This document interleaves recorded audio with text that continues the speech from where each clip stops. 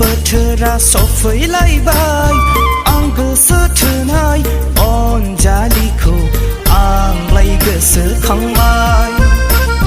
बैसागु बोथोरा सफैलायबाय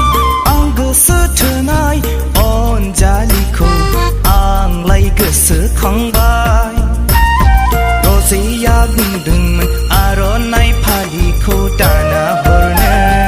आंबोसो सानदोंमोन फालिखौ लानानै बैसागु बोथोराव मोसानो रजेया बुंदोंमोन आर'नाइ फालिखौ दाना हरनो आंबोसो सानदोंमोन फालिखौ लानानै बैसागु बोथोराव मोसानो बैसागु बोथोरा सफैलायबाय